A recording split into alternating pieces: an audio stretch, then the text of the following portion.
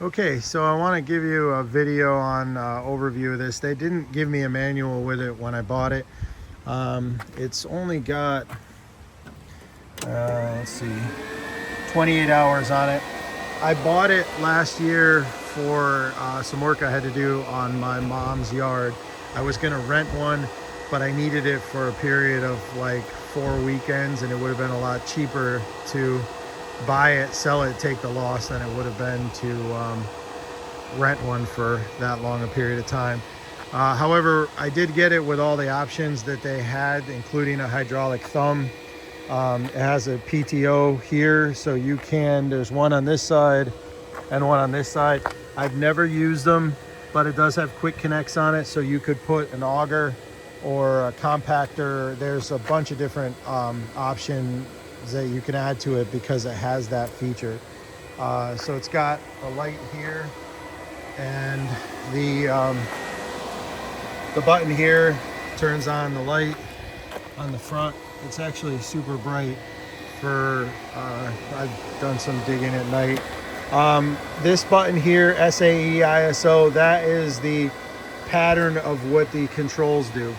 I learned on ISO a long time ago, so I keep it on that. But if you're familiar with SAE, you can flip this switch, and what it does is it basically just reassigns what these levers do. So this lever here, when you pull it back, is going to raise the boom, and I'm not running right now, I believe. This raises the boom and rotates the machine. This one is the reach for the bottom part of the boom, and this is curls the bucket. So, and then you've got a foot pedal here, which is for the thumb, the hydraulic thumb. So that opens, raises and lowers it. And there's a foot pedal on the other side, which raises and lowers the hydraulic dozer blade on it.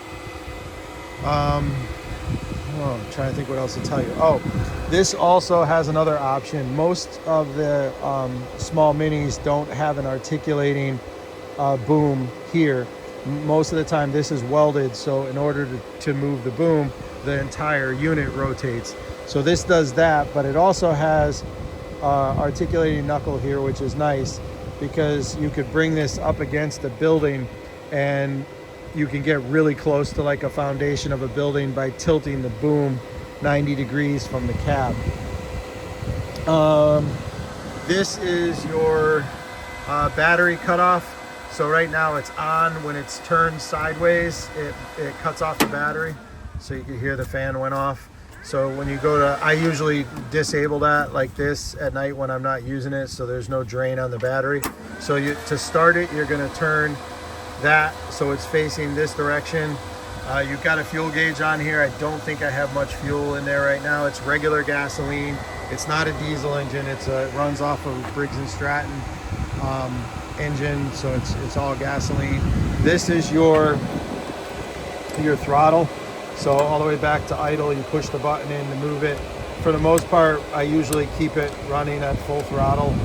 You'll feel it. It only goes so far. And then you've got your key. Let's see, these two knobs are your tracks, forward and backwards. And there's a button on one of these, I think it's this one. When you press this button down, it changes the rotation from rotating the entire body or the cab to rotating just the boom. So I'll start it up. I'll try to talk over it. It'll be a little loud, but we'll see. So we'll just start it. There is a choke here that you can adjust if you need to, but it normally starts right up on the first shot. So again, this stick here is boom, up and down. Oh, okay, I was wrong. So this is bucket curl, right? So that moves the bucket. So left, right moves the bucket. Then we've got this is the thumb. So when I push that down, you see the thumb goes up and down. This is your reach.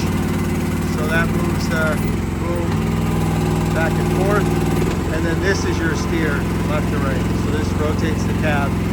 And then when you push this button down at the top, see it moves just it just moves the boom independently of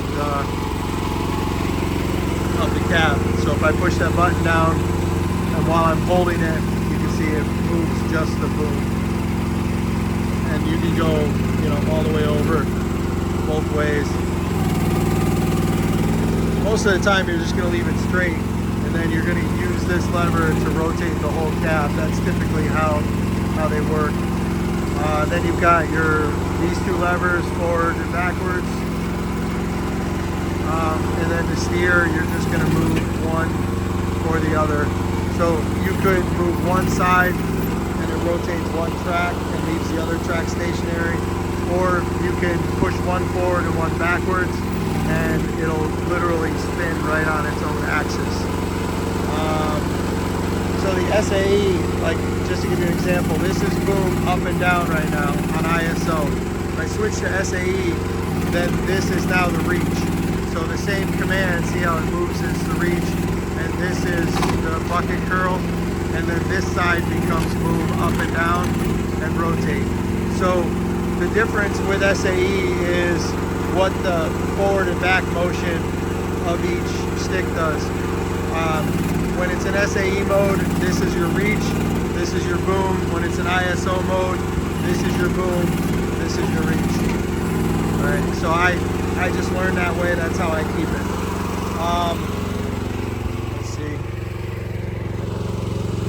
You've got this pedal is your blade, dozer blade. So up and down. And I also, when I'm digging, I usually put the blade down so it pushes the front of the tracks up a little. It adds a lot of stability when you do that. I have a fork here for it. This is good for picking up rocks or raking dirt. There's 2 bolts on this that you're going to take off. So you take these 2 nuts off here, and there's 2 bolts there. This bucket will come off, and that rake goes back on. The company Groundhog, you go to their website, they have a lot of different attachments that you can add. Narrow buckets, wide buckets, smooth buckets. They have the auger. There's a lot of different attachments that they have. So yeah, you can really go crazy with it. Again, this is the throttle. So you can go on down, choke. Not really sure what else to say. When you turn the key off on this, the engine doesn't stop immediately. So when you turn the key off, it's going to run for a second and then it shuts off. It's got a delayed ignition on it. I'm not sure why they did that. The salesman told me there was a reason for it, but I don't remember. That's basically it. You've got 4 bolts here.